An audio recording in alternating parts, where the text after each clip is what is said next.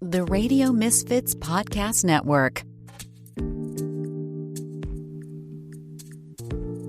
Hello, everyone, and welcome to Planted with Sara. I'm Sara Pine, your host, and today we have multi-generational, actually second-generation cannabis cultivator, cannabis professional, and cannabis real estate, and non-cannabis real estate, actually, professional, Yarrow Kubrin on the show. Yarrow, I'm so excited to have you here today. You have such a wide swath of experience, both pre-legalization and now, and you've just done so many interesting things in so many interesting spaces. I'm really excited to dig in on the conversation today.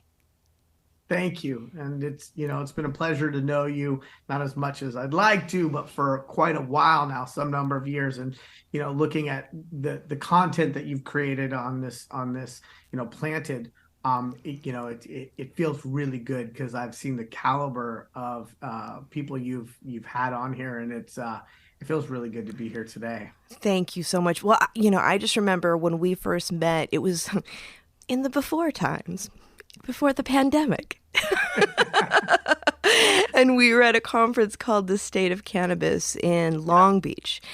And it was you, me, a bunch of people, our colleagues in the industry, and also some really amazing advocates.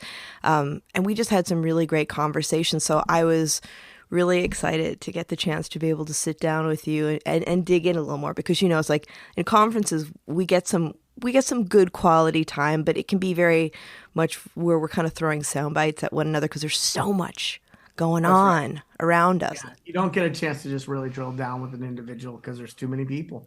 Yeah, and there's so many people that you got to catch up with too, because as nice as it is to have the virtual connection, it's like you really make those connections when you're face to face, right? There's no substitute for FaceTime, especially in a growing industry and to create trust and rapport. I mean, Zoom did its darndest, during COVID, but cannabis has always been a social industry before it was an industry, and so I don't think it gets rid of that need to have real interaction with real people and to be able to create those connections. Yeah, I tried to do a few of the Zoom get together kind of happy hour things, and it's I applaud the effort, like, because we really needed to. Kind of all noble but contrived exercise. It is, especially when it's a cannabis related social event, so you can hear people off screen coughing. You're like, oh, hey there.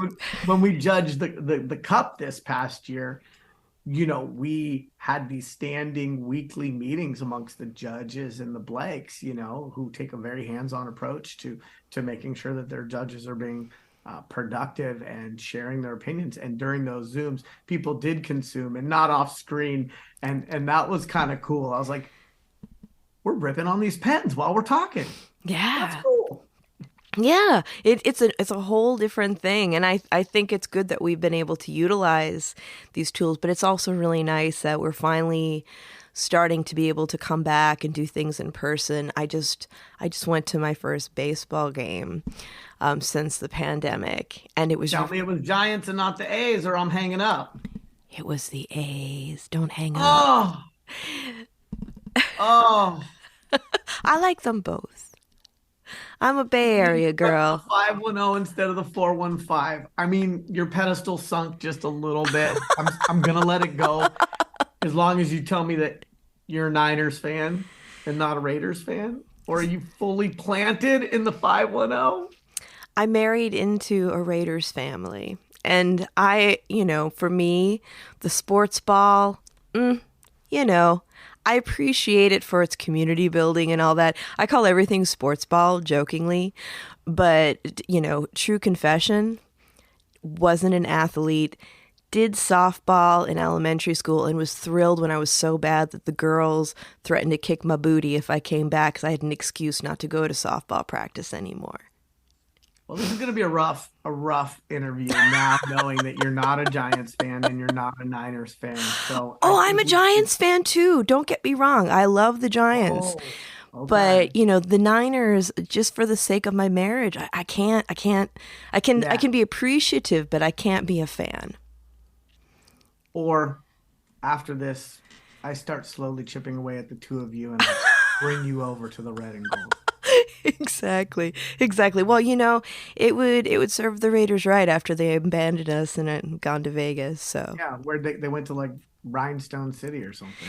yeah, where it's really affecting everything. Those you don't see the seats as full as you did here in good old Oakland. So Well, welcome to the red and gold. We're the well, thank Niners. you. We've won a lot of Super Bowls. We're looking forward to more, and we have room for 2 more picks. Well, thank you. Thank you. We'll start negotiations after we finish our episode. Well, speaking of, first question that I always love to ask my guests, and this one I'm imagining is going to be a little different than most. What was your first cannabis experience? Well, I'm ashamed to admit it, actually. Oh. When I was 4 years old Oh, and was boy. going to a 29th Street Community Feminist Daycare Center Mm-hmm. being run by a bunch of hippies, one of the people who was tasked with watching the kids took all the kids to the park, sat us down in a circle. I thought we were playing Duck, Duck, Goose, and passed around a joint to little children. Now, today, if somebody did that to my kid, whether my kid was 4 or 14, I would beat them proudly. But there was this embrace of the plant back then by certain subsections that maybe wasn't as appreciative of the need for this to be an age-restricted product. Mm-hmm. We didn't have the science around the developmental stuff that goes on in the brain until 25 years old. And my dad almost beat that counselor, that person's butt anyway, because he was so upset. And so that was my first introduction to cannabis. I don't per se remember the experience of being intoxicated, but I certainly remember going, oh, I thought we were sitting in a circle to play Duck, Duck, Goose. And that wasn't the case. So many years went by and I never tried it again. And then I tried it as a teenager. And I'm not in favor of teenagers using cannabis either. So I don't think that I'm an example of an evolved approach to access to a psychotropic substance. And I don't think that young evolving adults should think that cannabis will have a positive effect on their drive and their motivation. And now as a parent myself to teenagers, I get to, explain that the world has evolved. Our understanding of the plant has evolved. Our appreciation has evolved, but so too has our understanding of the need for this to really be age restricted. And so it's interesting because, when we talk about the stigma of the plant, I have a really interesting metric that I ask people around that. I'm like, do you consume cannabis in front of your children? And then I ask them if they consume alcohol in front of their children. And I just contrast those answers, if there is a contrast in those answers. So my wife and I are hoping to take all the cool out of it by making it something that mom and dad are comfortable with, but that, isn't so salacious that the kids would look at the use of cannabis as some iteration of their rebellion. And so, way too young and in communities that were already embracing the plant, but weren't understanding the need to have some guardrails. Yeah, I totally hear that. And that's actually like when I've talked to a lot of guests about their first experience, it's usually, they're underage. And we say, okay, so listeners out there, that doesn't mean that we condone youth access. It's just, it is what it is. It's what we did. And it's, there is that precocious nature of, when you're a teenager, oh, it's taboo. I want to know what this is all about. And you're right. The normalization of adult use makes it less appealing to kids. And for those of you listening out there, if you've listened to many episodes, we've had these conversations before. They're very important conversations to have about our first time. And though it may not have been the optimal time, that looking back on it, it also shapes how we see it now. And that's a huge thing. And for when we're looking at medicinal use in children, that's a totally different thing, because there have It's a been, noble category that, if yeah, you've got epilepsy and you're whatever years old and this is solving things, yeah, totally different. And I'm excited about, the evolution of medical efficacy for patients of all ages. And for me, I really truly believe that there are two substantial benefits to regulated cannabis. The first is lab testing, yeah, and the second is it being an age-restricted product. And I'm committed to absolutely. both. Yeah, well, that's it. So this past weekend, when I went up north to Gold Country to see my in-laws, and my niece was graduating, our niece was graduating from middle school, we took my father-in-law to his first dispensary. And he doesn't partake, but it was really interesting, like bringing him in and explaining things and really normalizing it, but also having to explain to him that, being in his 80s, that he still had to have his ID to get in. And that's, I think, the thing that the public doesn't understand. Yeah, Legal. because he's not getting carded for a beer, that's for sure. Not when you're pushing 80. No, no. And that's, I think, what the public, needs to understand when these dispensaries are opening, is that it does lessen access, because no matter how old you are, if you don't have an ID, you're not getting in. That's right. And as it should be. And, just to be clear, my parents did not sanction any of that.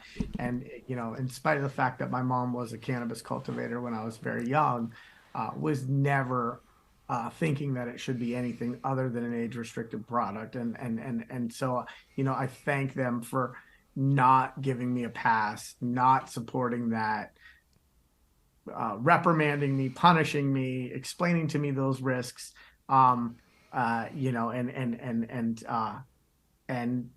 And really, really not endorsing the notion that just because I felt old enough to do things meant that I was old enough.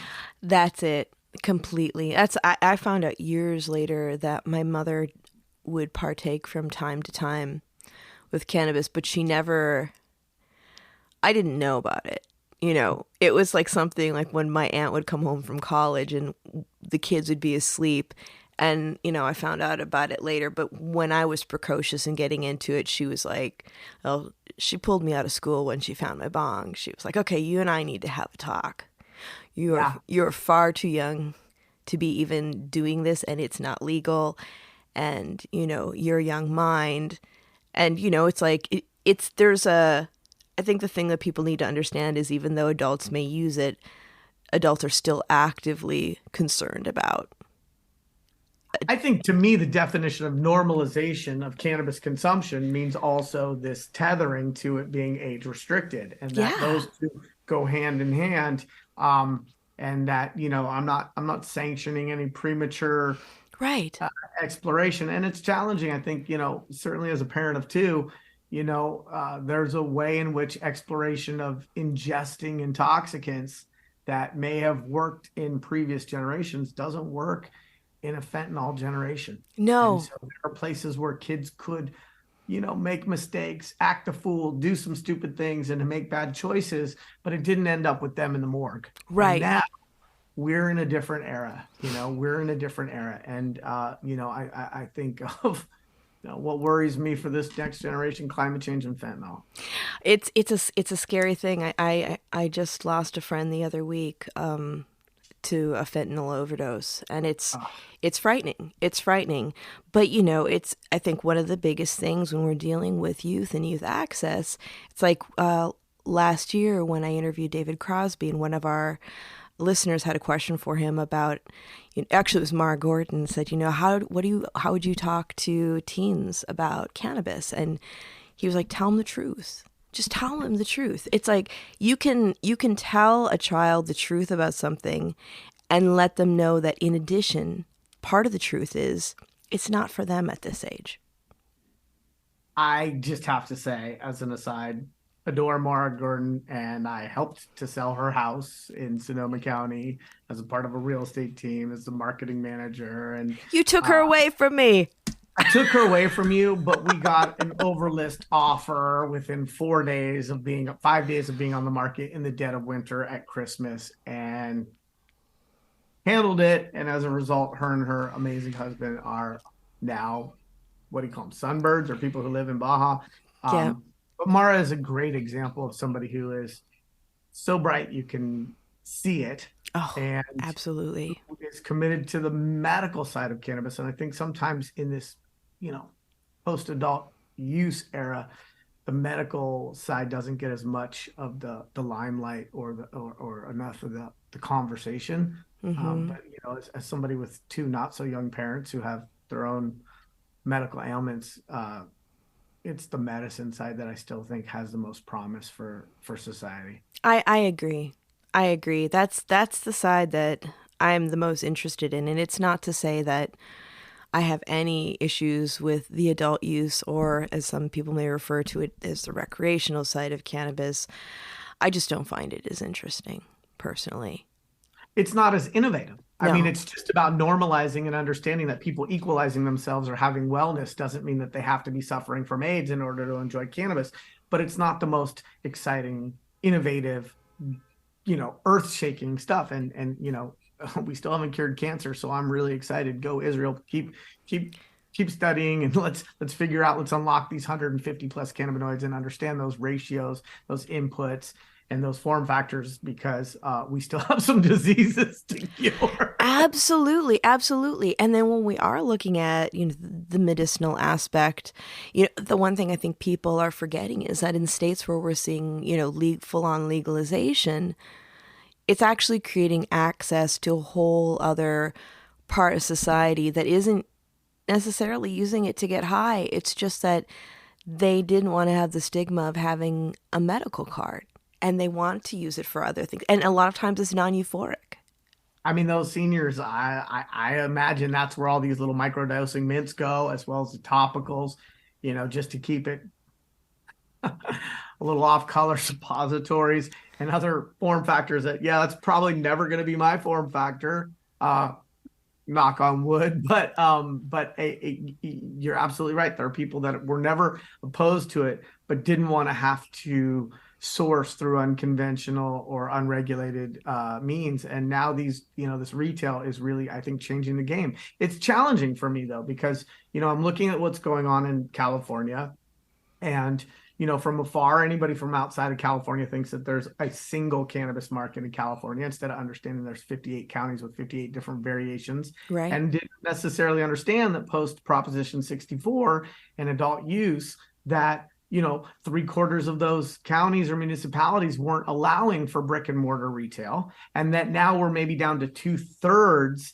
not allowing for brick and mortar retail. And that when we're lamenting, the oversupply or saturation or taxation, that there's still this glaring issue around supply chain, which is a lack of retail. And that lack of retail is really pronounced. And we're seeing it in other areas too, limited license markets, where it's great that there's fantastic free revenue value that's created by, achieving a coveted brick and mortar retail license. But when we think about it from a patient and society and wellness and just access perspective, I can go buy anything else with less hoops and with more options. And brick and mortar is really a place where I'm hoping, not to sound like a capitalist because I'm a hippie too, but like I really am looking forward to a free market that allows a proliferation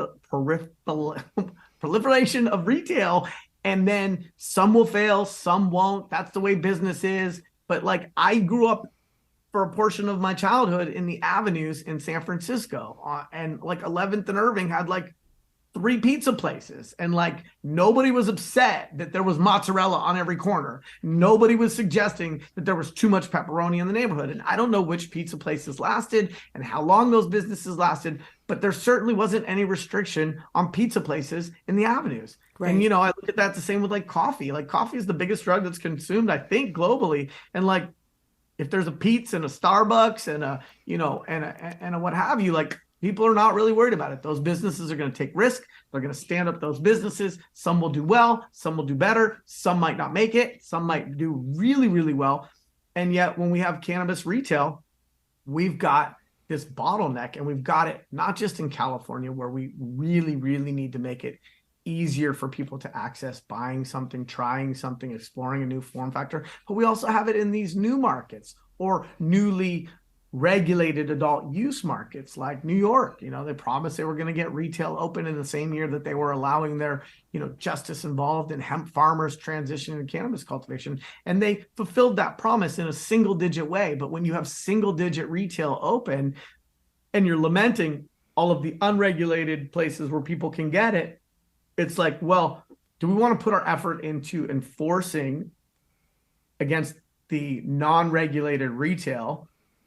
Or do we want to take the wind out of the sails there by opening up accessible access to retail across that state and to allow people to just go to a neighborhood store and get whatever it is that they're excited about or that they're already familiar with? And so it's like, and now they're talking about like putting resources into enforcing against the unregulated market. It's like, well, why don't, and like, I understand that we need carrots and sticks, right? Yeah. Plato or oro, as they would say in Colombia 25 years ago, whatever, both the lead and the gold. But like the incentive, like if you're putting resources into enforcement before you put resources into opening up a substantial number of regulated brick and mortar doors, boy, I just don't really understand that approach. And now, I just finished up an 18-month stint as a director of real estate for a commercial real estate development company that focused solely on brick and mortar retail in emerging markets. And it was sad and exciting to me that within California, new cities we considered emerging markets. It was sad and exciting to me that in 2023, years and years and years after the passage of adult use, that, hey, there might be a retail location in Healdsburg, Sonoma County, or in Sausalito, Marin County. Right. And like, there's some really nice markets where there's some very affluent people who would gladly pay a tax-induced premium to be able to get products in an accessible, easy, relaxed manner, where if they had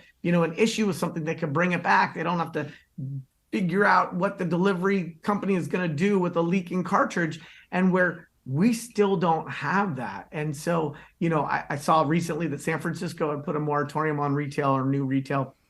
And I was very conflicted about that. Mm-hmm. On the one hand, It's only a 7x7 square mile. I get it. Like, how many? And yet on the other hand, the only thing that cannabis has ever wanted was to be treated normally.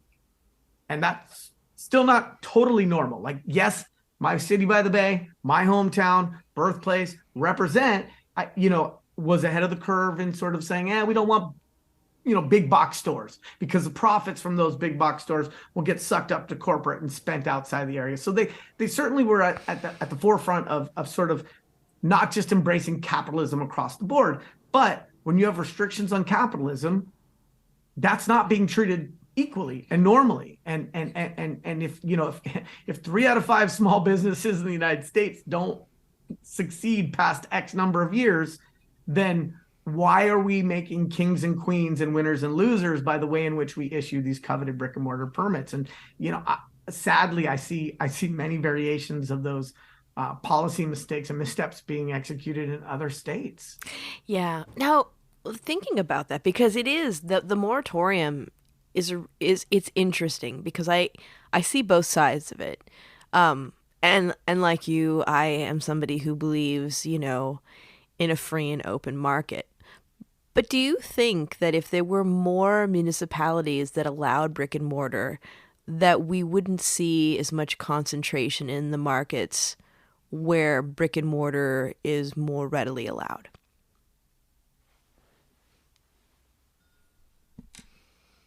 Do you think it's spread out a little more? Ask me tough questions. No,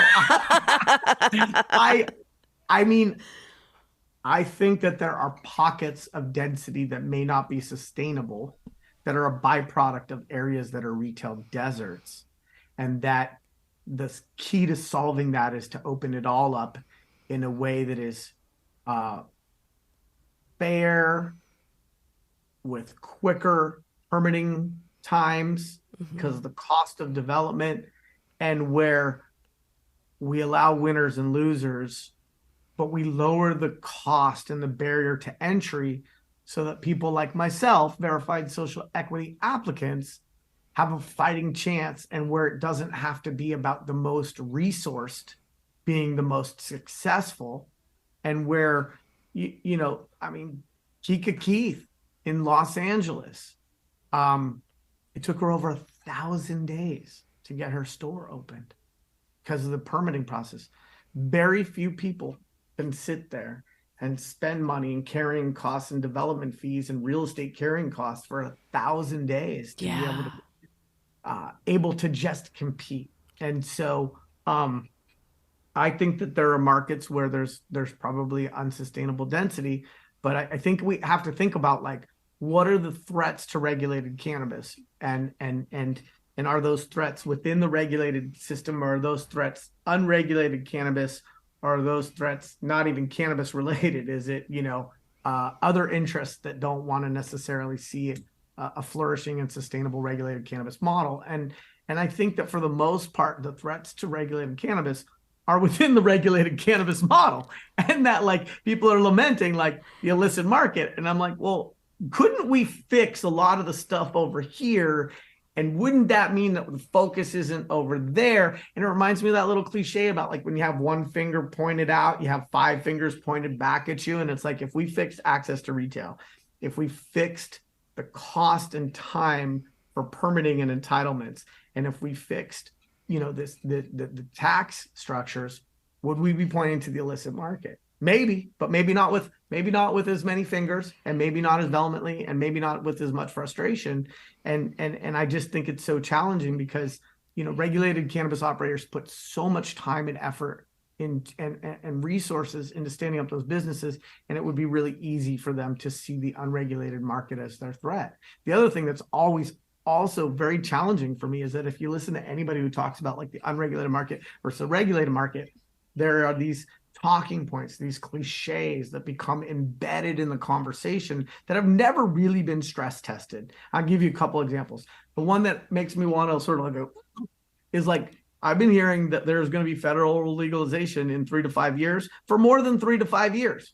Like, either update your talking points or shred the notion that this is like a fait accompli, that it's going to happen, like, or that it's going to happen in those timelines. And the other one that I hear a lot in California is that, 80% of the cannabis produced in California is in the illicit market. And I'm like, well, where did you get that statistic? I think you heard it at a cocktail party where somebody said it because they quoted a report. But, like, last I checked, the mere nature of the fact that it was illicit means you can't really validate those statistics very well. I mean, I suppose you could use the maps from California of illicit grows, but that doesn't take into account warehouse and how many of those grows got bud rot and had to be shredded versus actually got used. And so, like, this whole 80-20 thing that people have been throwing around in this industry for a number of years, like, I'm like, I have some, it may be 30 years old, but I have some experience in the illicit market. And last time I checked, the part of what made it illicit was that it wasn't well known and widely publicized. And so why do we think that now in regulated cannabis, we have this knowledge about how much is being made that's not a part of the regulated supply chain? It just, I can't even understand it. So it sounds like what you're saying is that a lot of the talking points that people have around that are actually a bad game of telephone. They are things that people wrote or data companies produced that were fuzzy logic-y best guesses, and all of us want to appear current in our understanding and our phrasing, our vernacular, and what we say. And if something gets echo chambered enough, it becomes accepted as fact. And I'm like, no, I don't think I'm gonna just regurgitate something I heard because it sounded credible. Right. Like, I'm not sure about that. And then also, I think that, a lot of the illicit production in California that really fed the rest of the country, there's been a lot of changes in that too, because now as there's legal markets in other states that are, halfway to New York, my guess would be that there's probably a percentage of diversion there that's affecting production here. And so I just, I know I got on a rant and a ramble and a riff, but, like, the lack of access to brick and mortar retail is one of the biggest internal threats to regulated cannabis in maturing and newly regulated markets. And I say that not just as someone who's worked in cannabis real estate for a really long time, and not just as someone who spent the previous 18 months developing and securing suitable sites for retail, which was a lot of lift, a lot of stress, a lot of uncertainty, but also just looking at the supply chain in California and And so, when these new markets come on, I hear them say things like, oh, we've learned our lessons. We went on a listening tour of California. We went on a listening tour of Colorado, and we're going to be different. And sometimes there are some changes. Sometimes there's some substantial changes, prioritizing social equity instead of having it be a bolt on after the fact or an asterisk, and kudos to those new states or new markets that are bringing in either their first program or adult use when they had a previous medical. But when you go around and you do those listening tours, there's a mistake in public policy that also happens, which is you can replicate the thinking that led to the mistakes that now you're going and doing again, right? So and there's this celebration of regulators, some of whom, presided over substantial dumpster fires. And yet those people get celebrated, they get brought out, they get listened to. It's like, tell us how to do it. And some of it is like, well, why don't you do the exact opposite of what that person did? Because look how that worked out. Right. Yeah, that's it. And I think, there's this narrative. I still think even if they're doing the tours, I mean, like you said, they're still in reinventing that wheel that's like missing chunks. It's still a clunky ride. Big chunks, which means I'm now blowing chunks because I'm like, how did you not see that this was going to happen? When New York said they were going to get their retail open by the end of the year, I told everybody in the office, I'll bet a body part that doesn't happen the way they planned it out. And then they had less than 10 by the end of the year. So they could still say they did it. But in terms of actually providing a regulated outlet for the biomass that was produced through their regulated cultivation, no, they have an eye of the needle. So what did they do? They created massive incentives for diversion. I'm not saying anybody did or didn't. I'm not over there. But I know if I was a farmer and I was sitting on a lot of biomass and I had a handful of retail locations that I could compliantly monetize that through, I'd be concerned about making my mortgage payment, my fiduciary duty to my investors. And they created an incentive to color outside the lines by not establishing a supply chain from the top to the bottom that could support selling what was created through cultivation. And I'm like, and this was like, New York's an incredibly sophisticated market. It's our, financial center for the country. Like there's a lot of smart people over there, and they still kind of did a like, duh, duh, duh, duh, duh. And for those of us with, experience in other more mature markets, it was not entirely unpredictable. Right. Yeah. I mean, I was just there in April. Yeah, you went to Unpacked, right? Yeah, and I follow everything you do. I'm like fanboy from afar. Aw. You don't have to be that far, Yarrow. I'm just a call away. Still a Raiders fan, so we're gonna have to see how that goes. But I was there for Unpacked, and every block had a smoke shop where you could buy weed, and it was. Yeah. I mean, it's an interesting thing because, like you were mentioning, one of the things that is a huge roadblock is the cost of entry and the extreme taxation. And when people are thinking that federal legalization will solve all our woes, well, it's going to add more taxes onto that as well. And like for the state of California, they were really disappointed after legalization that they did not get the taxes that they thought they were going to. But if they had actually not had such high taxation, we would have had more consumers in the legalized market. And if we had an easier, lowering the barriers to entry, we would have a lot more people in the unregulated market participating in the regulated market. I've had great success with the Office of Cannabis in San Francisco, as well as... They're a great team. They're a great group of people. Team. Cannabis control on a state level, which, by the way, all the successful, highly talented people in San Francisco seem to get plucked up to the state level, whether you're talking to Cole Elliott, Eugene Hillsman. When I talk to people in San Francisco, I'm like, please don't take a job in Sacramento because I really like you guys here. But I've had great success with both the local and state level. Locally, I have a distribution permit, and I have no complaints with them. Some of them, frankly, are brilliant.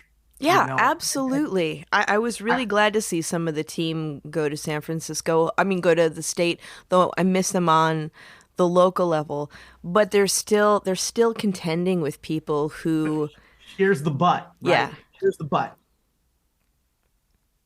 That guy has a PhD in public policy. This lady is super, got her master's in public administration. But I'm going to tell them something that's so simple, I don't understand why it didn't get figured out.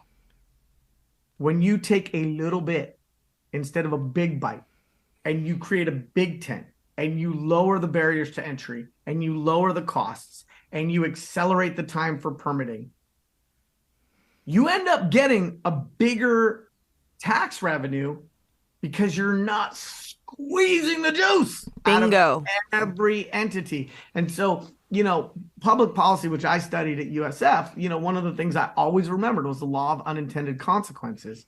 And so by being so aggressive with those taxes across so many layers and with numbers that were not sustainable, I don't know why the people who are tasked with making those decisions didn't understand that they were actually creating incentives for people to not be regulated instead of, like, I love regulated cannabis because I'll trade cops and robbers for the Board of Equalization and Cal OSHA. Like, that's a better set of challenges. Like, if you haven't been subject to asset forfeiture, don't tell me that it's a pain to pay your taxes or to have to conform with occupational safety standards, because I'll take those challenges any day, right? Right. But,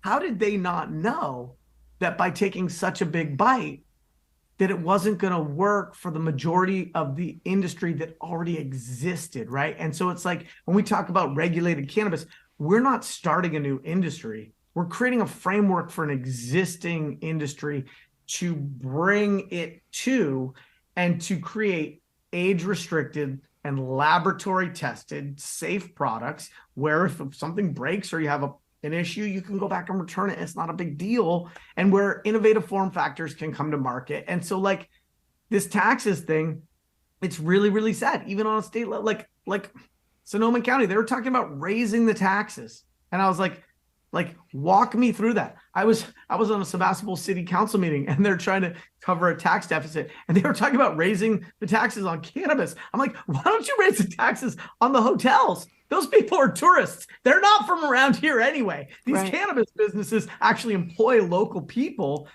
who spend their paychecks in the local food stores, who take their significant others out to the local restaurants, who buy new vehicles from the local auto dealerships. Like, how do we not understand that the taxes are one of the biggest issues? And only thing I love about the draconian taxes is that it's been a great place where there's no partisan divide, right? Whether you're red, whether you're purple, whether you're blue, whether you're pro-Trump, whether you're pro-Biden, whether you're a liberal or a conservative, whether you're a libertarian, nobody disagrees that the taxes are this massive issue. Right. And yet we've been talking about this for so long, and I don't see the tax relief and those changes in tax structures reflecting what the industry is saying. And it's challenging for me because I was in Washington, D.C. last week. I had the pleasure of speaking at the International Cannabis Bar Association's continuing education event at George Washington University School of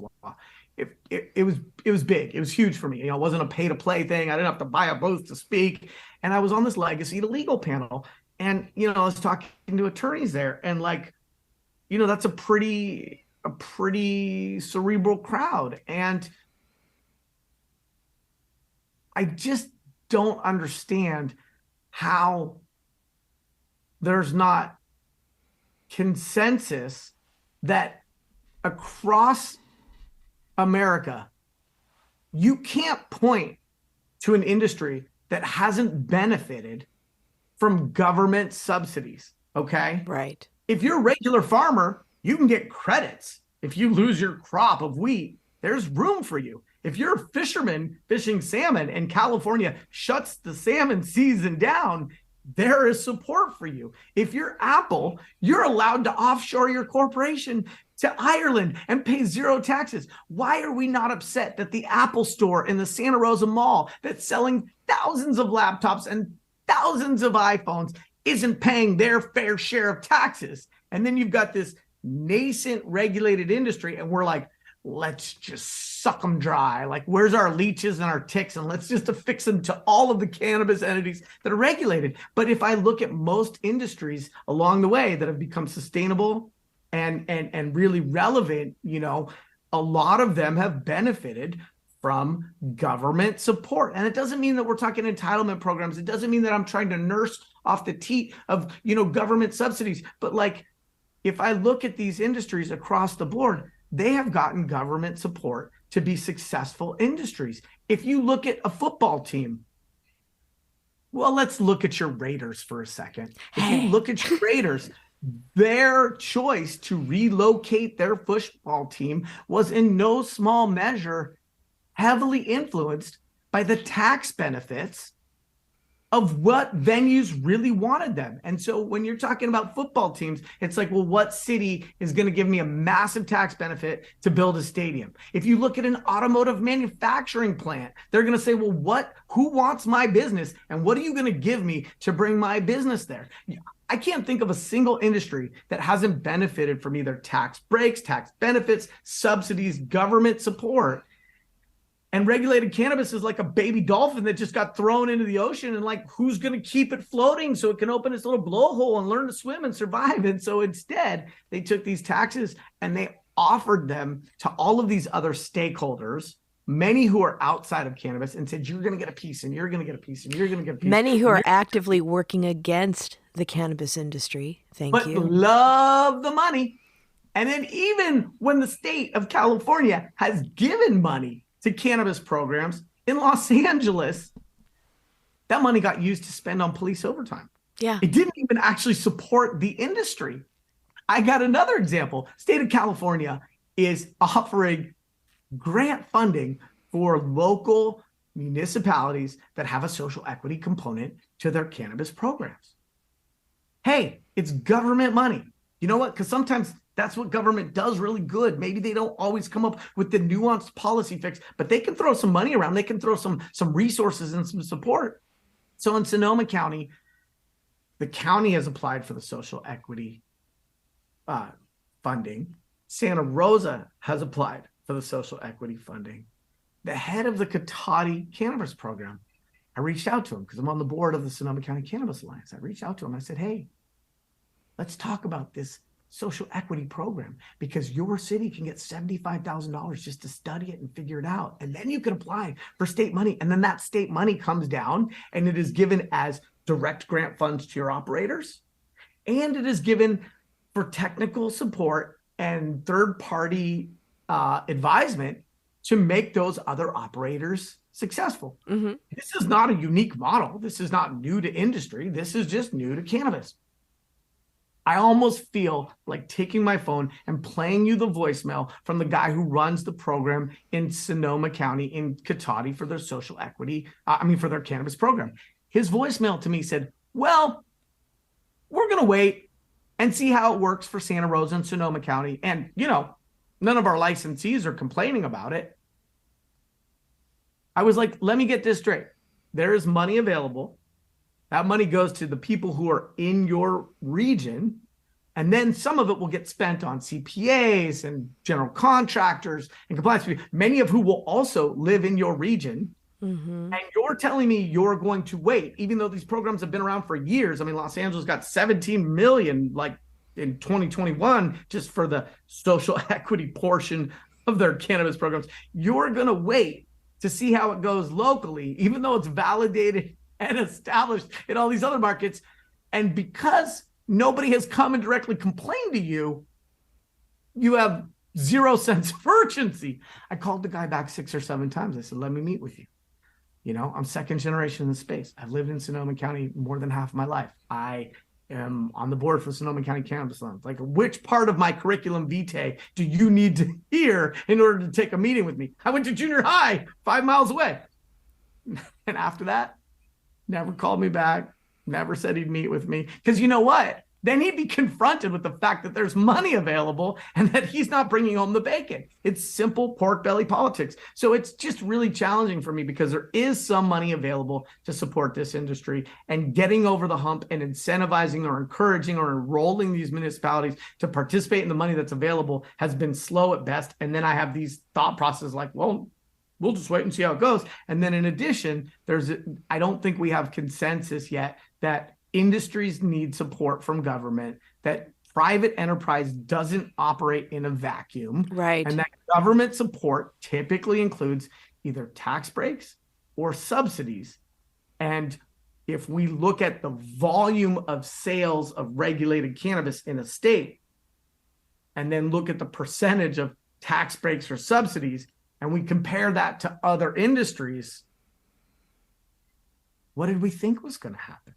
Of course, there's a dumpster fire. Yeah, exactly. Well, and then, we don't have the same tax deductions on a federal level as other industries as well. And all of this really comes down to stigma, which turns into sin taxes, because that's what we're seeing. We're seeing massive taxation that is not taking into account, they're taking into account the substance that a lot of people still see through a stigmatized lens, but they're not taking into consideration the fact that we're creating a viable industry that's creating generational wealth, which can only make our state stronger if they're successful, which brings in more taxable income. And that's really frustrating because they're just not supporting it. And when we look at that, and that's why, like, when we go back to, say, the moratorium in San Francisco, I was just looking at the average hourly rate for somebody who works in cannabis, and it's really, really low. Probably $27.32. Oh, I was seeing a lot for 15 even. And that's, you can't live in the town that you work for that amount. And if in San Francisco, avocado toast is $27.32. Right. So how many hours you have to work to get your breakfast if you're in the mood for avocado toast? But that's the thing. Like, if we were able to be taxed like any other business, we would be able to offer higher wages and more professional development for people. And that's what creates strong communities. People who actually can live in their communities, that they can raise their kids and not worry about it. When people say to me, oh, well, you don't want to educate people who are working in the stores because the turnover is high. It's like, why do you think the turnover is high? Turnover is not high when people are adequately compensated and there's room for advancement. It doesn't matter what industry that is.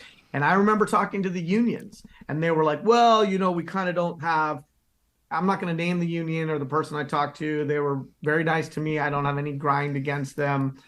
I'm not even anti-union. Right. But he was like, well, we're not really sure of our relationship with cannabis. We're not being welcomed in. I said, well, let's talk about that. I said, you're not being welcomed in because even though you provide a benefit to the line staff, you're still an expense. You're still a cost. I said, if you want to be welcomed in, take that considerable political power of yours and help to reduce the taxes. And we got into like a which comes first, the chicken or the egg. Do they take their political power and help to lower taxes so there's room for the costs and benefit of organization or organized labor?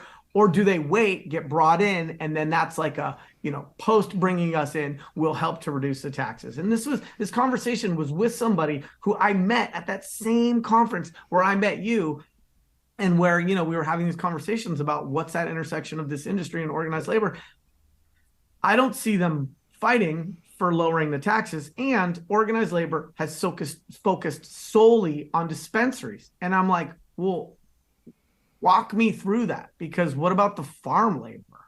Like, last I checked, Cesar Chavez, and like they named a street after him in San Francisco eventually, and a lot of that organized labor was focused in Sonoma County, where I live, where frankly we are the birthplace of modern agriculture in the United States due to Luther Burbank. And like, the unions didn't focus on the entire supply chain. They decided they were just going to focus on retail. And I'm like, if you're going to support an industry, support the industry, not the final portion of the supply chain. And so if they did that, I do believe that with the lowering of taxes, there's more sustainable wages. If there's not sustainable wages, to your point, we're still going to have turnover. We're going to have underinformed bed tenders. We're going to have people who are only young or newly starting off on their career path. And, that at the end of the day is going to create less consumers in a regulated brick and mortar market, because they're not getting the level of support and assistance that they're used to when they, if you spend $80 in Nordstrom's, someone comes out and says, that's a nice looking pair of pants, or do you want that hemmed up for you? And there's like a little, you get some like service. And I don't think you get that when you have undertrained and undercompensated and high turnover staff. Right. No, absolutely. And I think also, and I'm going to preface this next comment with the fact that I come from a union strong family, and I believe in the unions. The unions kept my mother's side of the family safe when they worked in the mines. My mom was her shop steward. My dad was his shop steward. And so both my parents were also active in their unions. Yeah. And so we both understand the importance of it. And I totally appreciate and support my colleagues that represent the unions and show up at the meetings. But, and I'll say, and before legalization, when we were reaching out to the unions to create relationships so that we could get better policy and be better protected, they weren't interested. They could have set the foundation for a good relationship with the industry, and in particular, the dispensaries, if they would have been open-minded about that. And the only thing that we got out of that was, I'm not even going to get into it, but that political mess that you and I both know about, that the FBI got involved in, where there was some bribery and some things that were going on. And that was the only taste of working with a union that our industry had for quite some time. And to, I'm not unsympathetic to the experience of being somebody who's working in a dispensary. But I will also offer that the farming side is a bit more taxing on the person who's doing it. Absolutely. The majority of the time.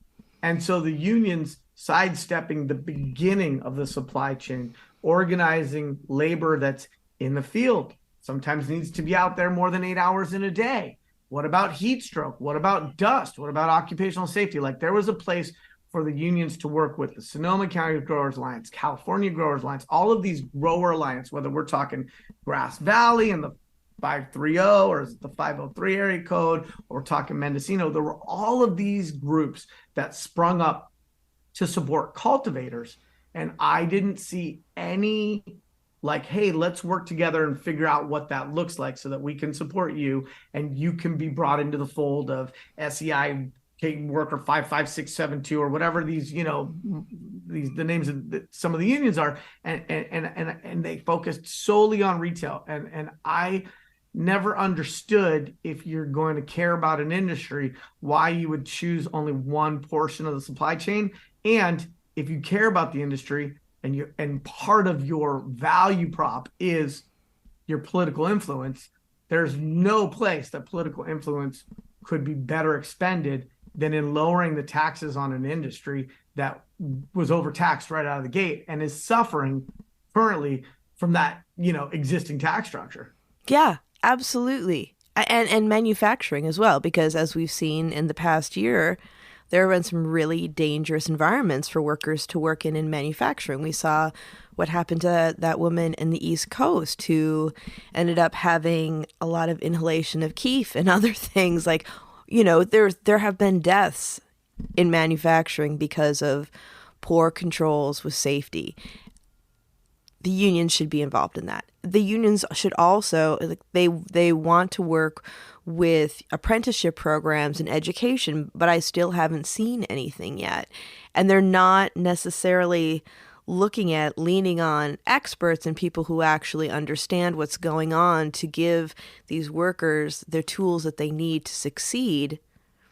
We're still seeing a lot of cronyism and things like that. Like when I was one of the co-chairs of the legalization task force in San Francisco, talking to one of the union reps, and actually a union rep was one of my co-chairs, and I loved working with her. We got a lot of really great stuff done. But somebody who was above her, who she wanted me to talk to, because she was like, because there are some great people in the unions that really want to do amazing, wonderful things. But you have this out of touch older leadership that doesn't necessarily understand that. And when I was introduced to somebody and saying, you know, she's an educator who's put together groundbreaking training that has made cultural differences with how a company is run and has actually been quite profitable because of that. It's like, oh, hey, girly. Yeah, nice to meet you. Maybe there's an administrative role. That's an outdated mode of thinking. And we really need to like be looking at, you know, who are we talking to? What is their base of knowledge? How can they help strengthen the industry? It doesn't need to be a huge money grab, but everybody is just so like, it's almost, I feel like in some ways it's like, let's get as much as we possibly can before this thing implodes. And it doesn't need to be like that. I think there were a couple missteps in trying to get the support and benefit of organized labor structures, not just in terms of a focus on the urban end of the supply chain and not as much focus on the agrarian beginnings, but also on the social equity conversations. There was a missed opportunity to have institutional support from organized labor for the conversations around social equity and the fact that there were communities that were disproportionately impacted from prohibition, and that there's an urban definition of that and there's an agrarian definition of that, but that the helicopter flew over Mendocino and Compshe as much as it flew over Compton, and that, you know, there were people who were handcuffed on city corners because they were retail, and there were people who were handcuffed on the deck of their cabin because they were cultivation.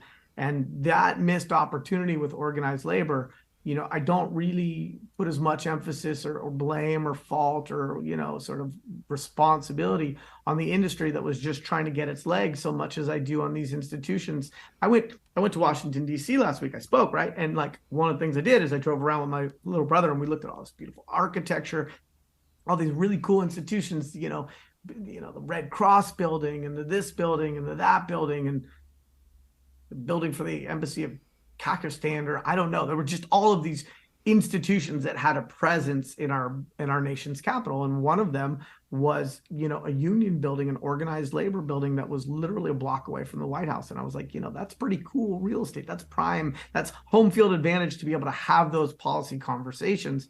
And we didn't see that. And I frankly, I don't even see it happening in some of these emerging states as well. And so not sure why. I think maybe it's because, you know, there's no juice left to squeeze because of the taxes. And so they're like, well, I don't know. We can't figure out how we work together. And it's too bad, you know, and meanwhile, as we see these new markets come on board, you know, I'm glad to see some of the social equity stuff getting front loaded. I'm glad to see that, you know, there's this notion that, hey, new industries sometimes need subsidies or tax breaks or grant funding.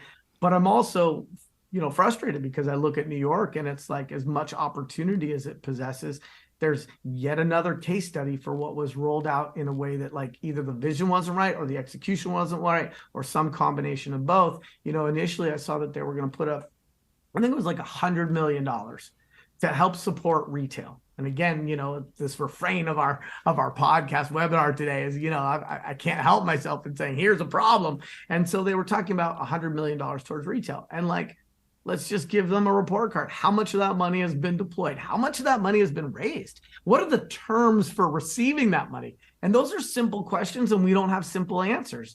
And so here you've got this promise of opportunity for constituents who are most impacted by prohibition. And the promise of opportunity doesn't include enough details, and people are trying to get a first mover advantage. And are we creating the environment where people have a chance of being successful, or are we going to create a lot of people who either borrowed money, leveraged the house, took their life savings, took investors' money, and then, gambled that the regulations and the supply chain and all the rules were going to support those businesses. And certainly with the $100 million that was going to go into New York, like, no, I'm sorry to be that Monday morning quarterback or to throw darts from the West Coast, but like, y'all should have talked to the right people and figured this out, because the knowledge that was necessary to not be in this situation right now wasn't impossible to get. Right. It wasn't impossible. You talk to some people, maybe you didn't talk to the right people, or maybe you didn't talk to the broadest spectrum of stakeholders. And now you have problems that we could see were very likely to occur. Yes. We're running a retail in New York, as a commercial real estate development company, and we had a director of compliance, which isn't even my lane, and her trying to figure out what was going to work and what wasn't going to work, and like what are the rules and regs. Like, it's like, if you're gonna do it, really talk to the people who have created some successes and experienced pain points, and then make iterations, not just replicating. So I'm excited, but I'm also like, oh, I know. Nails on chalkboard. It is exciting, but it's also, with that, there's also the reality of how much is it going to cost to run these programs? Like, what are the base costs for having a staff working for, your local municipality or the state running these programs? How much of that comes out of that $100 million? So what's left to actually support these existing programs? Well, those $100 million was intended to be grants to social equity retailers. And it was going to be, the state was going to assign them real estate. And I'm like, well, how does that work? Because not all real estate has the same benefits and attributes, especially when you look at retail from a CPG lens, traffic count, parking, yada, yada, yada.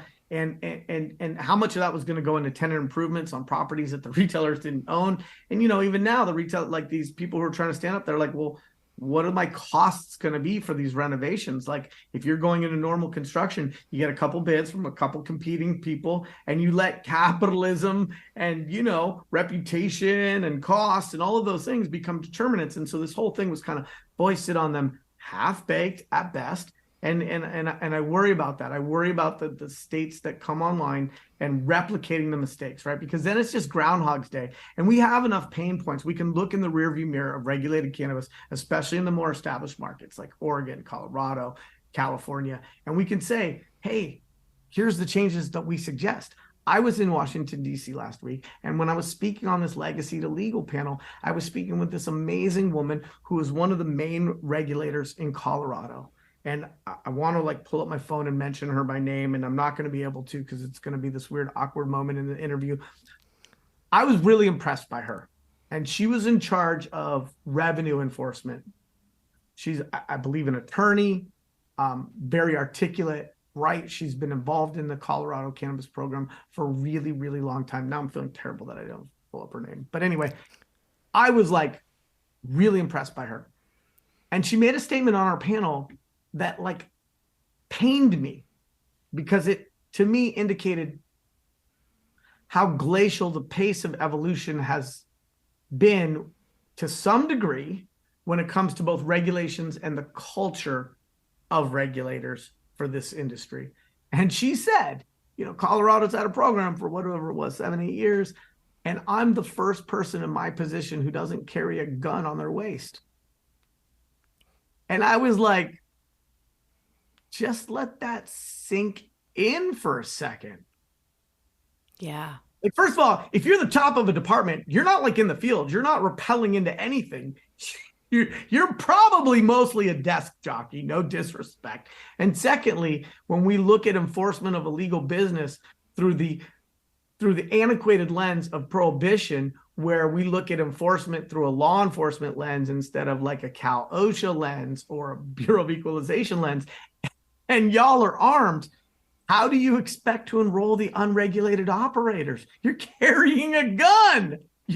Last I checked, that's a little bit intimidating at best. And so it was really, really this moment where I was just ow. And I'm glad that she's not carrying a firearm. And I believe she probably does a better job without it. And I think that it shows that there's cultural evolution in the way in which government supports this industry.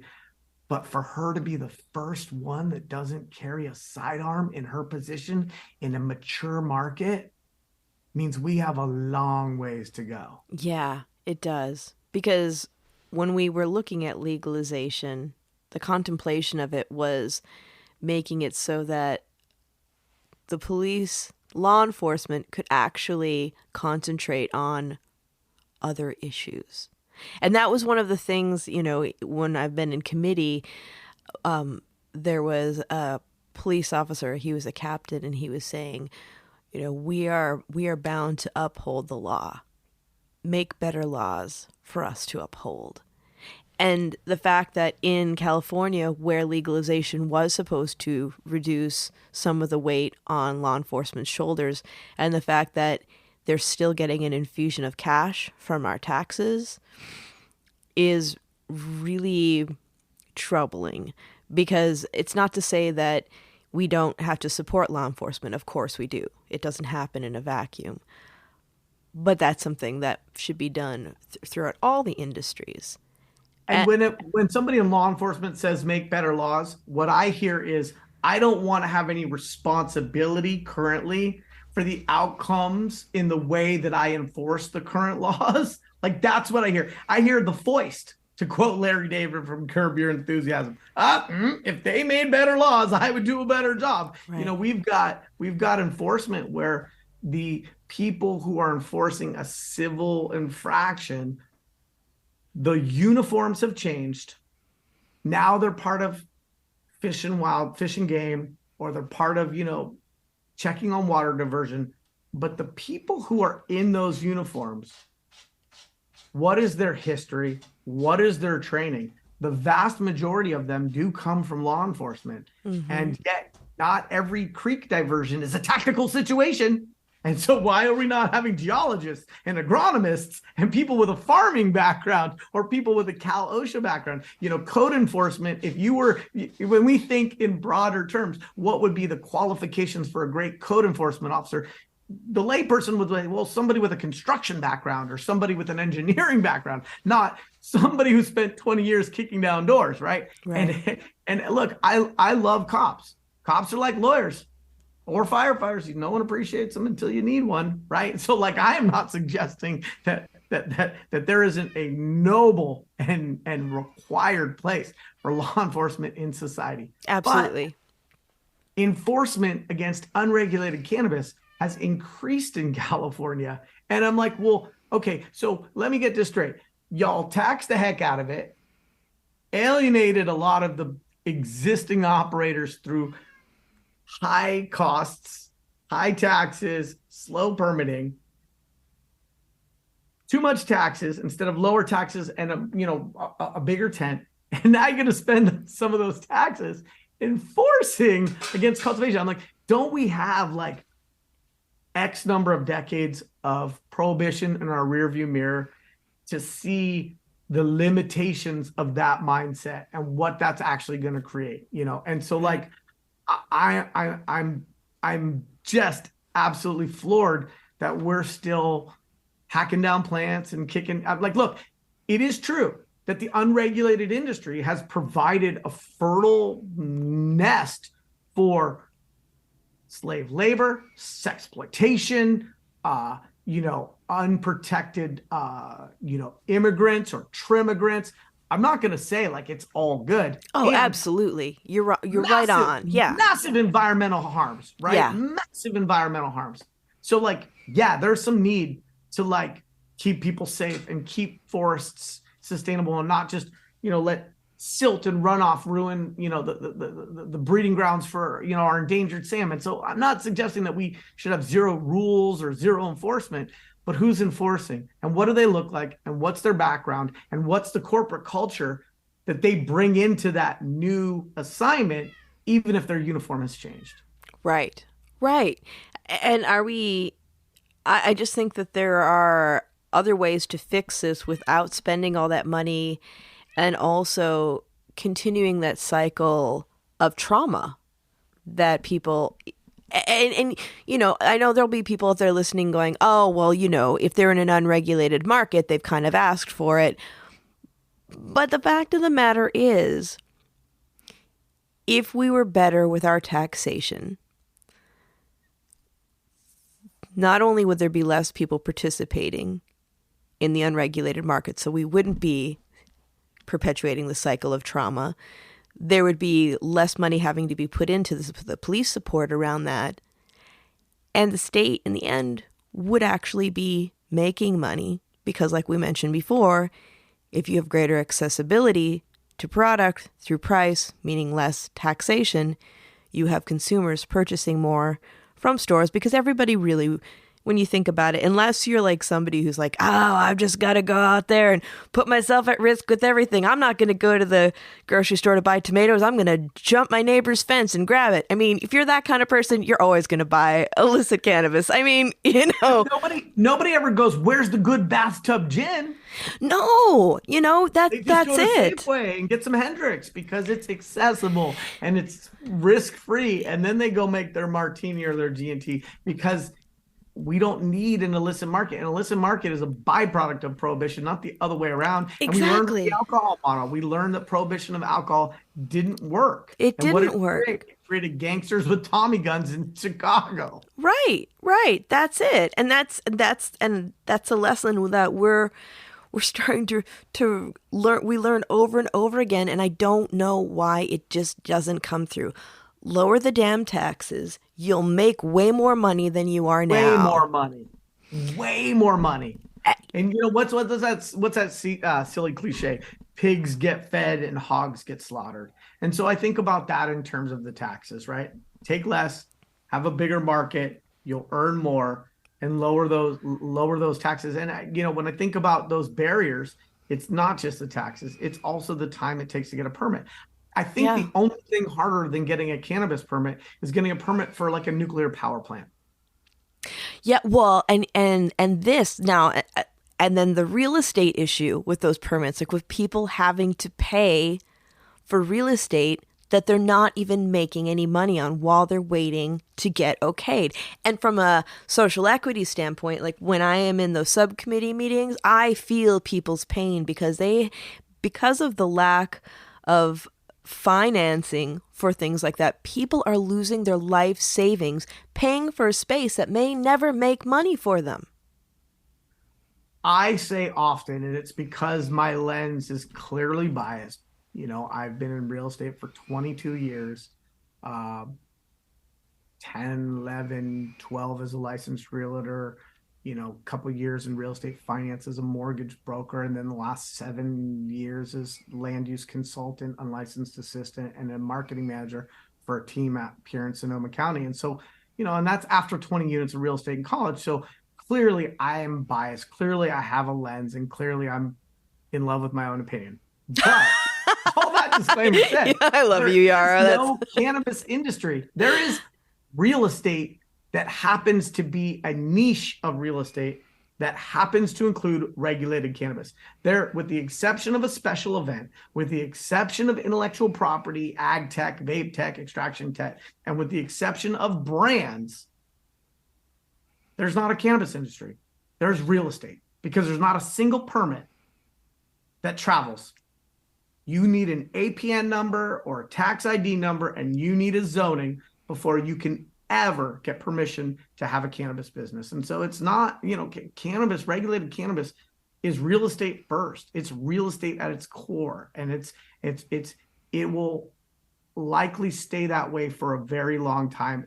And real estate for someone like myself is muscle memory. For most people, I was on a podcast with Barrington and Richard Acosta of Inception REIT for Vincente, the law firm. Oh, Vicente Cedarberg, yeah. Yeah, and we did this great one on social equity and cannabis real estate, and I was like, yeah, zoning code's not that big of a deal. Don't ever go look at a piece of property until you know whether the zoning is going to work. Like, save your time in the field and spend a little time on the internet and make sure the zoning works. And he was like, for you, that's easy. But for some people, they're looking at a gobbledygook of letters and they're like, what does this mean? Right. But but it's really at its core, it's real estate first. And the amount of time and money that is expended by people that are not real estate fluent, because they don't understand that foundationally that's the beginning. It's sad to me. People will say to me, let me tell you my vision. And I'm like, don't bother. Just tell me your zoning and I'll tell you the limitations of your vision. Oh, I want to do a hotel that has a glass wall to an extraction facility so people can see the extracts being made. And there, I want to have a commercial kitchen with a restaurant that'll be a consumption lounge.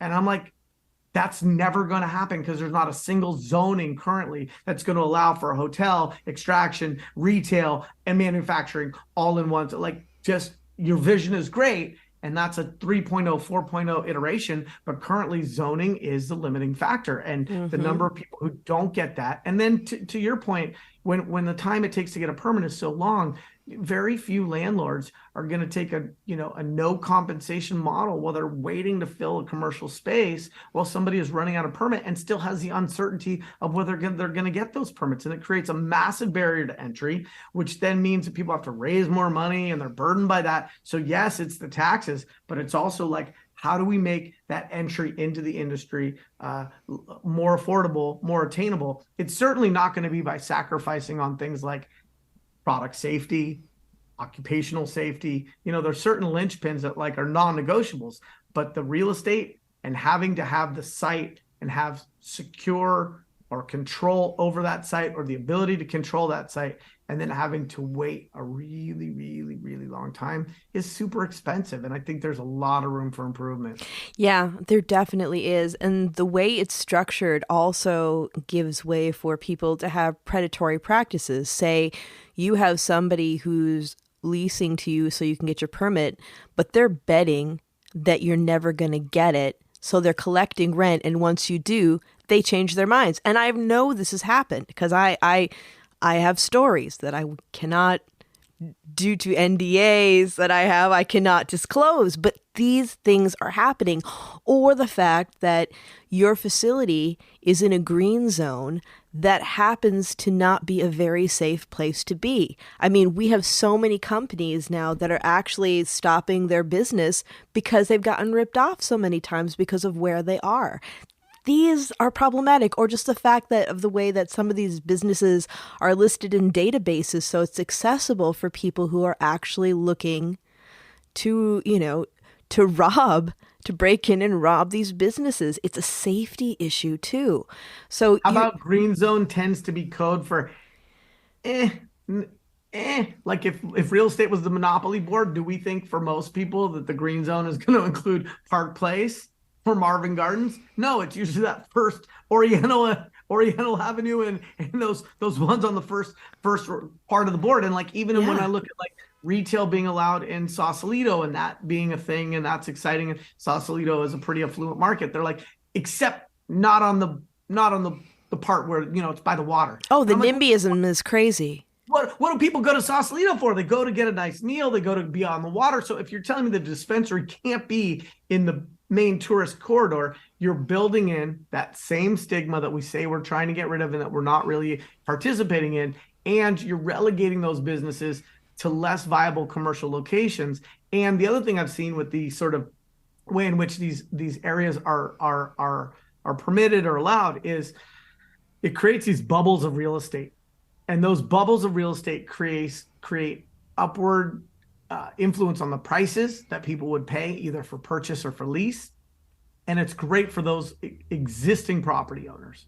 It's really good. Like I'm just going to say that like when cannabis rolls into your market or your town or your state, and if you own commercial property that is permit eligible, congratulations, because you just won the lottery, because you have a once in a lifetime end of prohibition where highest and best use for your commercial property has changed. And if you don't take advantage of it, you're a darn fool, because there's a limited window of X number of years while there's frothy exuberance for new markets. And I, under my previous job as a director of real estate for Devon 18 months, me and the development leads made a lot of property owners very rich. Now, those people weren't necessarily in the industry, but it still props up those economies. Those people still take that money and spend it in their places. But if those areas were not as restrictive There would be more options for locations.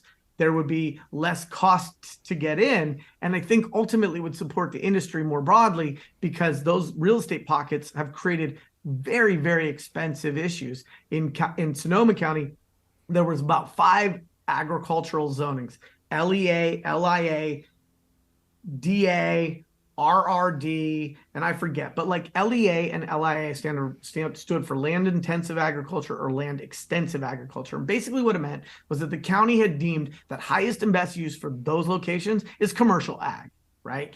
But they didn't allow people to be cottage cultivators in rural residential. So anybody who was just kind of a small timer or a live work situation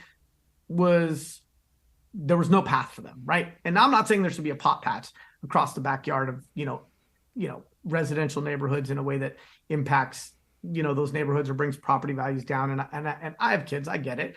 But by putting it into that LEA and LIA, they created this massive bubble because of the scarcity of those properties, coupled with the setback requirements, coupled with the water requirements, and they created a real estate bubble. And some people benefited from that, but certainly the people trying to get in who weren't already on properties with the appropriate zonings, it created a massive extra hurdle that I don't think needed to be there. And when we see these green zones, especially for retail, to your point, they're not always as inclusive as they could be, in a way that would allow, say, brick and mortar dispensaries to just be another shop. Right. And I think that, I'll use Sausalito again as an example. Like, I don't see some kid from the city in a Cookies hoodie going to Sausalito for the next drop of pre-rolls.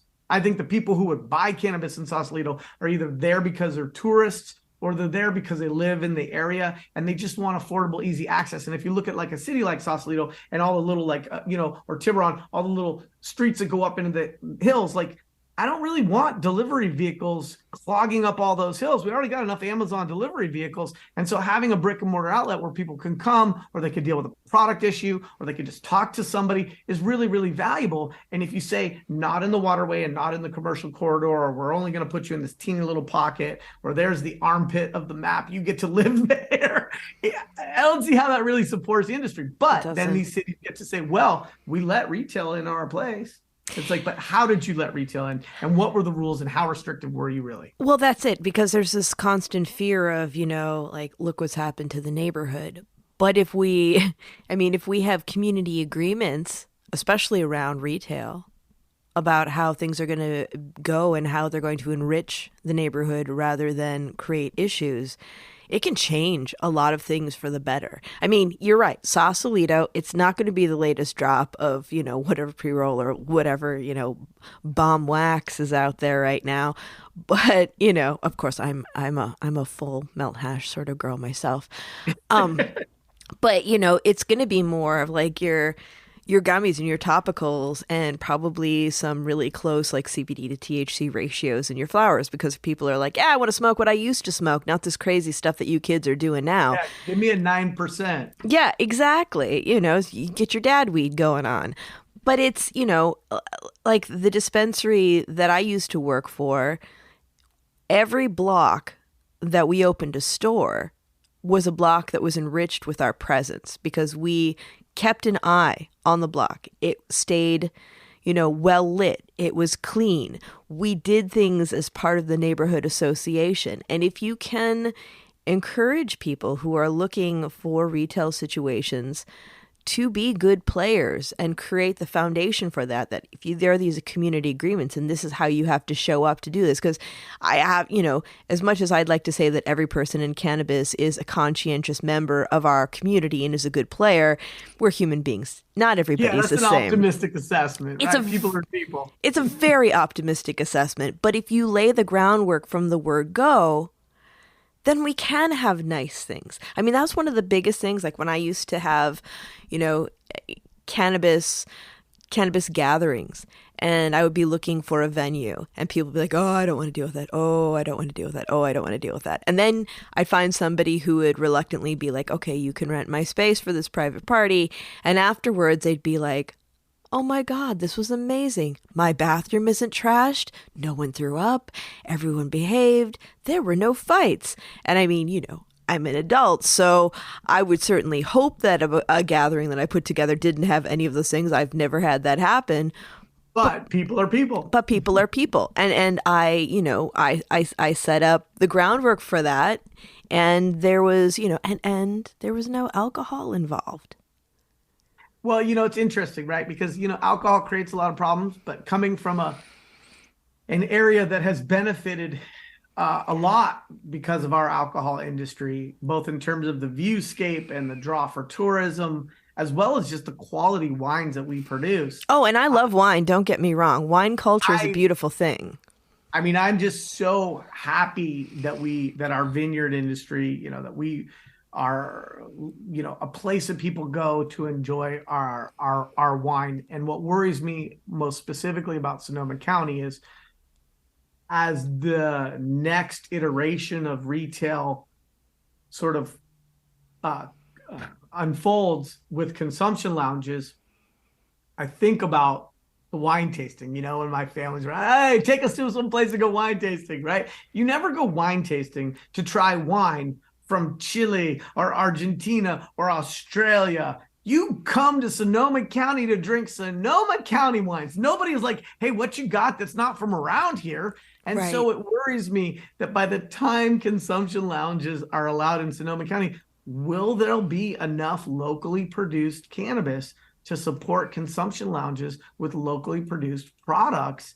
Because no one's going to say, what do you got from Adelanto? Yeah. Tell me what you're working with from Santa Barbara. No, they're going to want to consume things that are local. And I think, we're not seeing a lot of support in terms of the tax structure and speeding up the permitting process to allow our current and future production to match what I think is going to be a future local consumption lounge amount. And I look at like the permitting process in Mendocino, like Mendocino really, really, really did not a great job in allowing local operators and in having such a restrictive production paradigm that anybody who wanted to really produce enough to create a successful business was likely going to consider the county due east, which was Lake County. And the difference between those allowances and what could be done there was exponential. It wasn't a percentage, it was a multiplier. So Mendocino, you could do 10,000 square feet per parcel. And in Lake County, you could do 1 acre per 20 acres. And if you had an adjacent parcel, you could use that parcel size to qualify for an even bigger canopy. So like separate from like, are we making too much and da-da-da-da-da? Like I look at those differences and like Mendocino to me is the epicenter of the Emerald Triangle. I mean, some people might want to disagree with me and say, it's Humboldt, Kubrin, or what about Trinity? Again, my biases, having grown up and spent a lot of my formative years in Willits and Ukiah, and like, I mean, Mendocino to me is like really the triangle. And yet they literally had to go under receivership by the state regulatory agency because they weren't even processing the permits. Like you can't, like we could just take that and dissect it the whole time and say, let us show you how to decimate an industry. Let us show you how to scare all the talent away. And let us show you how to create a framework that doesn't serve any of the constituents. And now let's look at what's happening in the economy there and let us show you how we can do harm to that as well. And so, I think the greatest contribution that California operators, California cannabis consultants, California advisors, the people who have innovated in California, I think our greatest contribution on the world stage and nationally is the ability to look back on all of that and say, well, let us show you what we think you can avoid. And here's why. Pain is an excellent teacher.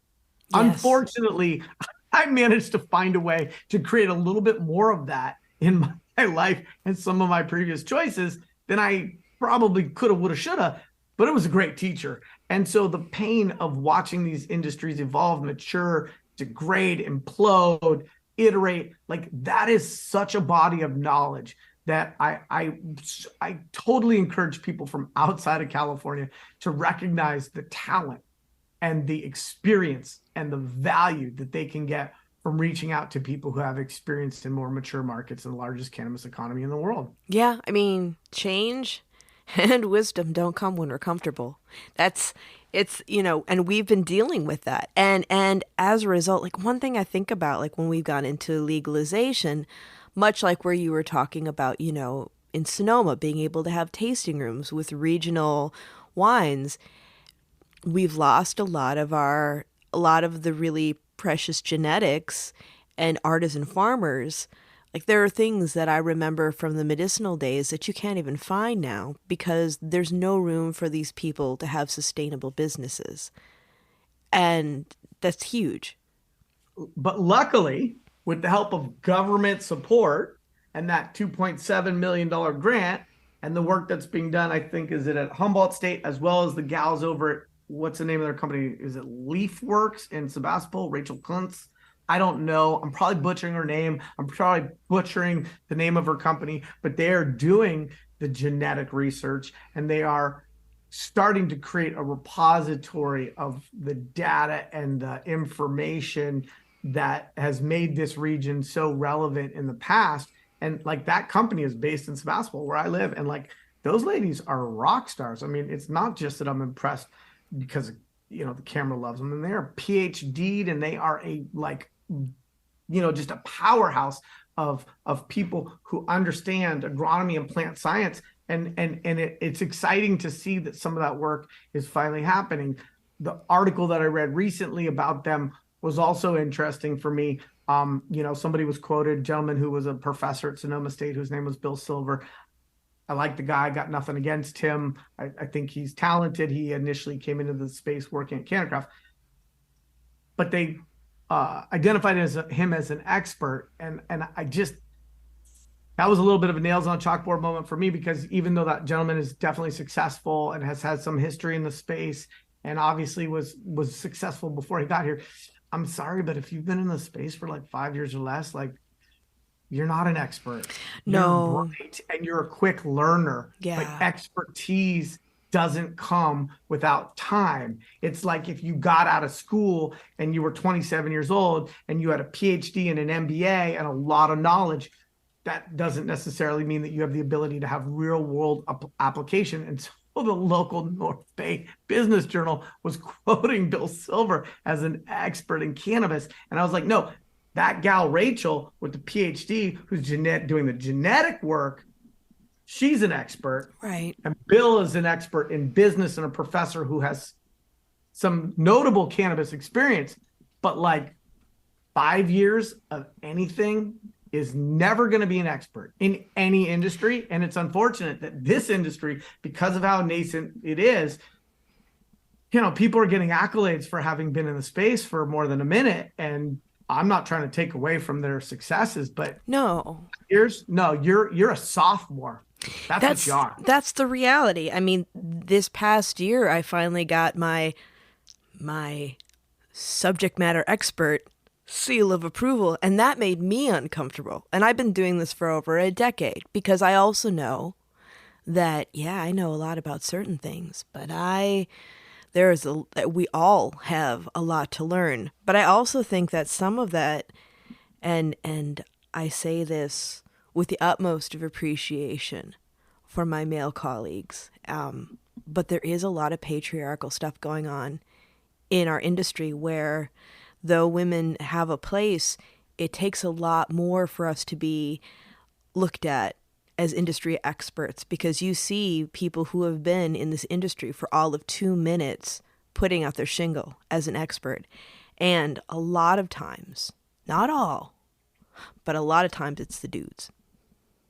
So legacy cannabis was as diverse as regulated cannabis needs to be. Yes. And legacy cannabis was Black and brown people, gay people, women. Like, it was all the things that are missing.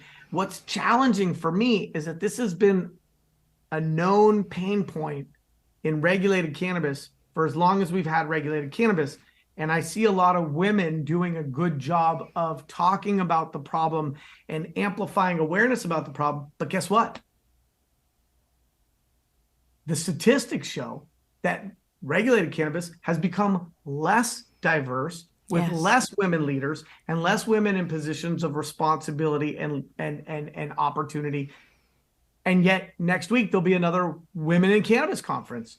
And I'm like, why is it that there is this disconnect? Because there seems to be this inversely proportional relationship. We keep talking about the problem and raising awareness, but I can't see that there's a connection between that and the statistics that show representation in positions of leadership for women. And like, I'm like, if I hear about another Women in Cannabis conference, like I'm sorry, I'm not feeling it, because the raising of awareness hasn't proven to create better outcomes for women in cannabis. And so like, my mom was a cannabis cultivator. I earned my first dollar trimming for my mom 39 years ago. I might have D'Angelo beat in terms of history in the space, albeit he's got better hair than me. And I'm not taking away from, And he's got some cool hats. You cannot discount those hot hats. No, that man's and Harborside was at the front of the pack when it comes to West Coast dispensaries. Although I wonder why D'Angelo got a lot of the attention and dress behind the scenes, not so much, because Harborside was founded by more than one person and more than one family. But that being said, I got love. Andrew wrote me a letter when I was trying to get my permit in the OOC. But anyway, 39 years ago. But the person who I got that instruction from was a woman, right? And like now, like there's like, if you want to support women in cannabis, there's only two things you got to do: hire them and promote them. And when I say promote them, that means pay them and cover the 30-cent wage gap. Right. Because raising awareness is not the same as breaking someone off and giving them good money for doing a good job. Like, we can talk around the primary issue, raise, make sure that the pay is the same, and elevate them. And, I was working, again, I've been in regulated cannabis, for 7 or 8 years without having a W-2 job. I was kind of a behind the scenes consultant. And I just finished up this 18-month stint at CanDev as the director of real estate. But you know what? Even though that company was founded by two white dudes, I was like really happy that, like, when it came to their director positions, they hired women. Yeah. Like, oh, hey, our secretary is a chick, but like, their director of compliance was a badass, super qualified woman who got hired based purely on meritocracy and was in a position to run a division. And it's like, if we want to support women and diversity in cannabis, it's pretty obvious how we do that. It's reflected in our hiring practices, and it is reflected in pay. Yes, exactly. Hiring practices, pay, and for those of you who are listening out there who are female, when you reach out to other women in the industry, we support each other, but we also pay each other, or at least work together in ways that's mutually beneficial. These are the things that we need to do to create strength. And and that being said, it's like, I love working with everybody. Like, I work with, wonderful people, no matter who they identify as in this industry. But the fact of the matter is, there are a lot of people who are marginalized that we need to uplift and support. And that's super important for having a really well-balanced industry with thoughtful products, good policy, safe and happy workers, and we really need to get our shit together. Well, and I just think about it from a talent perspective. Like, what would it have been like if a female Shakespeare had the opportunity to be a scribe? Right? Like, how many talented philosophers and Greeks had the wrong anatomy and weren't able to create contributions to the way humanity has thought, right? Right.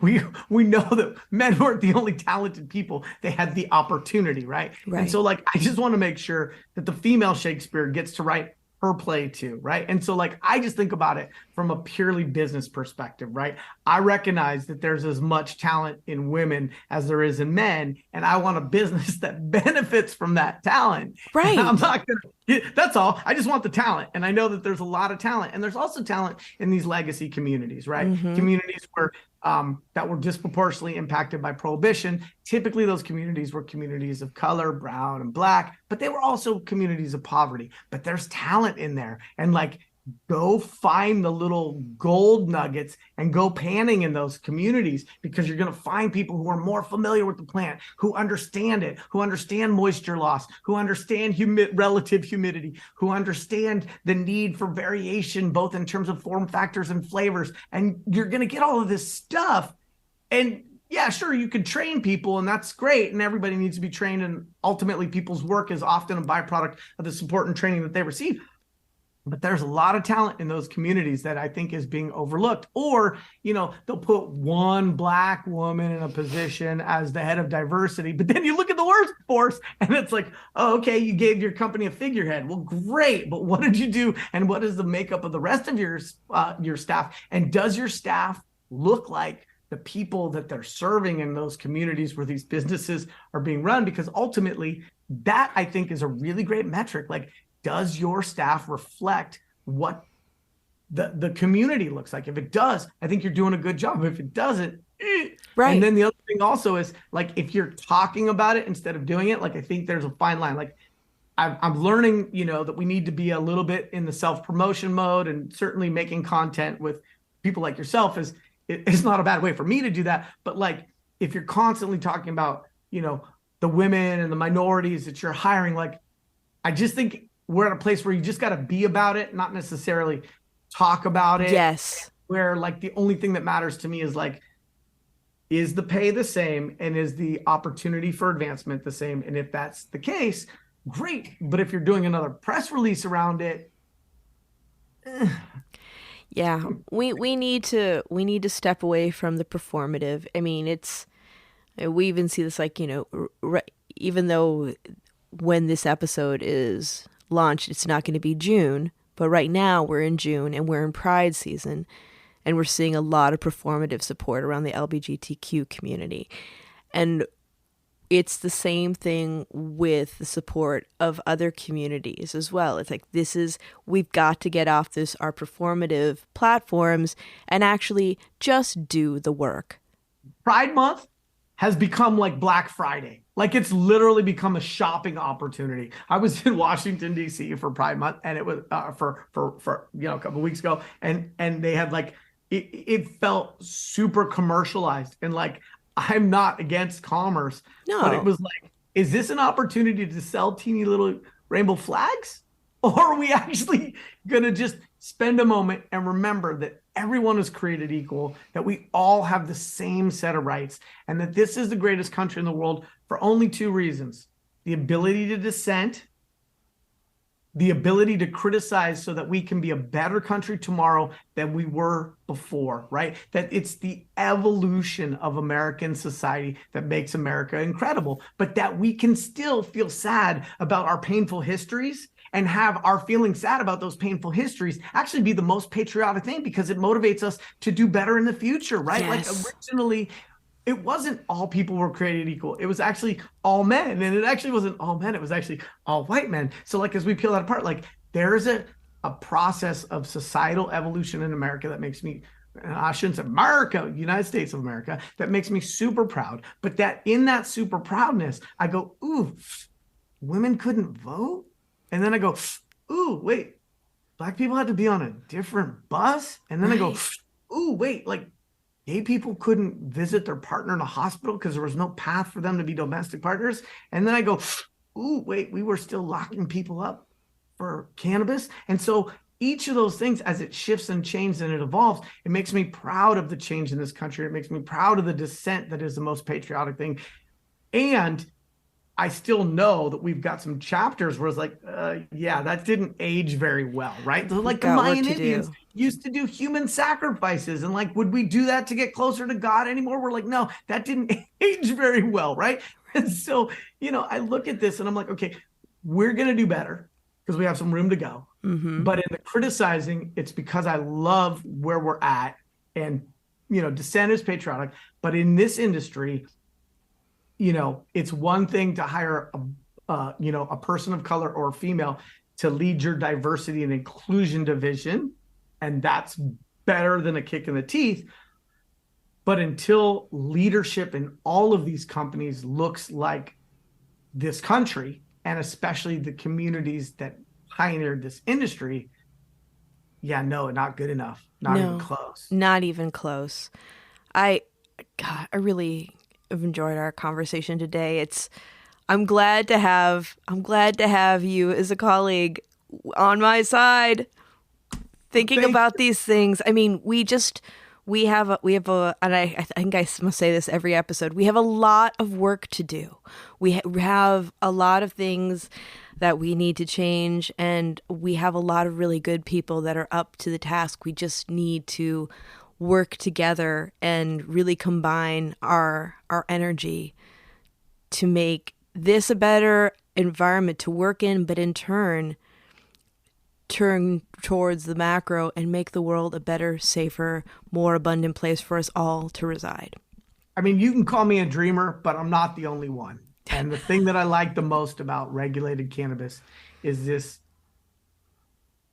idealistic and opportune and idealistic and notion that I'm not going to get rid of, and this optimism that I have that as a newly regulated industry, it can be a vehicle for societal change. And we will fail at that exercise. But if we fail forward and we still make a net positive impact, not just on regulated cannabis, but on society, by being idealistic and by expecting that business can be an extension of values, I am so excited about all the extra work that we still have to do to fail forward in that regard. And I think that it's the one place where the idealism of this nascent industry is infectious in a way that's good. And Yeah. I love it. I love it. Like, how do we reinvigorate economies? How do we reinvigorate our industrial neighborhoods? If we're not making, widgets over there, can we grow 3 tiers of cannabis in that old warehouse? It's already got a lot of power going to it. And Right. so I think that cannabis still holds a lot of promise in terms of economic opportunity, revitalizing neighborhoods, job force redevelopment, and, back to the diversity, equity and inclusion aspect, look at someone like Jamie Pearson, previous, leader of Bang. Like, that's just a great example of, like, there are women kicking ass when given the opportunity or when they make that opportunity. I remember I showed a deck to Jeannie Sullivan for the distribution and retail location in San Francisco that I was affiliated with. And she wrote back, "Why are there no women in the deck?" And at first I was upset. Like, Jeannie, I'm trying to send you this deck. I don't know anything about raising money. And I was upset because I didn't want to tokenize women by putting them in false positions that didn't include an employment opportunity, merely to provide the optics of inclusion. But then I realized I needed to recalibrate myself, because I was lucky that Jeannie went 17 pages deep in the deck to see who the team was, and that she's continuing to have the messaging and to remind this man, hey, Kubrin, I know you're an ally, but let's make sure we continue to level up in what that looks like and how that's actually executed. Yeah. Yeah. It's super important. And I think it's also super important for people to understand that, women are business minded too. We just see the lens of business differently a lot of times than our male counterparts. And that's not a right or wrong thing. It's a different thing, and it enriches it. Because, when we look at studies of female leadership, we see that there are some amazing male leaders out there too, but the employee's feeling of safety and also feeling fulfilled in their work, the culture is very different when it's seen through the female gaze. And that in turn, even though like a lot of my male counterparts will be like, well, what's the ROI? What's the ROI? And it's like, yes, the ROI, but look at the long game. Look at the sustainability. Like, let's just not make money, cut and run. Let's create businesses and communities that endure and serve. And, maybe you're not making like the kind of money that you would if you were running lean and mean. But where are you going to be in 20 years? And what's the impact on the community? ROI has become a detriment, not a tool. Yes. Because it's created a myopic focus on short-term gain based on the deployment of resources and the ability to measure the effect. I spent $9,000 traveling to Israel for Canatech because an amazing entrepreneur / attorney Amanda Ostritz said, you should go to Canatech. You'll get a lot of value out of it. I went there. I felt guilty about spending the money. I wasn't super well off. I didn't bring my wife and kids. I'm eating dinner in Tel Aviv going, oh, I'm missing my family. And I went to Canatech and I met people and I mingled and I exchanged cards and I hobnobbed and I networked. 4 or 5 years later, I reached out to one of those people to meet with a stealth mode vape tech company. It didn't end up translating into anything in that transactionally. But because I had met that person and because I hadn't worn out that relationship and because I wasn't always pitching that guy with a new deck and, hey, take a look at this, those relationships that I established over time by getting out there, putting myself out there, not having some NorCal second generation cannabis cultivator attitude about how we know it all, but really being hungry for the opportunity to create new relevancy, both nationally and internationally. Because of that, I can get past most gatekeepers and I can talk to most founders and CEOs because I haven't worn out those relationships and because I've built them over time.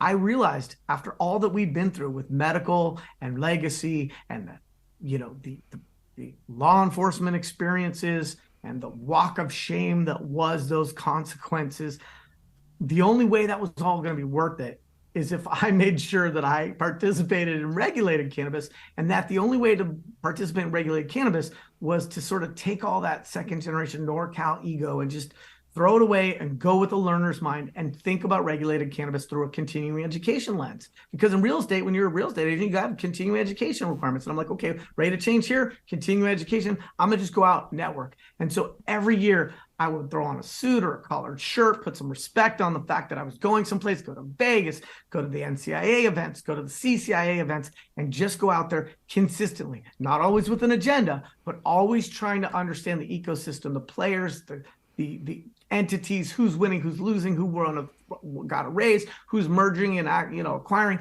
And because of that, in 7 years, from Trenton to Tel Aviv, I've established a network and an ecosystem and an awareness of the ecosystem that has now become a lot of my value to people who work with me, and so if somebody looked at that trip to Israel and said, well, what's the ROI of that? A, I couldn't have explained it. And B, you don't get to measure ROI in a short measurement when really you have to look back over it over years. It's like exercise. So that is, I think to your point, ROI is a very myopic lens. It is. So I think this is my longest episode ever. And I'm really grateful for the conversation because this is all stuff that we really need to talk about. But we're going to have to break this one into 2, wrap right now, and then do a third one and make it a trilogy. I know, right? I think so. But I really appreciate spending the time with you. And for people who want to follow you on social media or reach out, how would they do that? Yarrow Lee Kubrin on LinkedIn.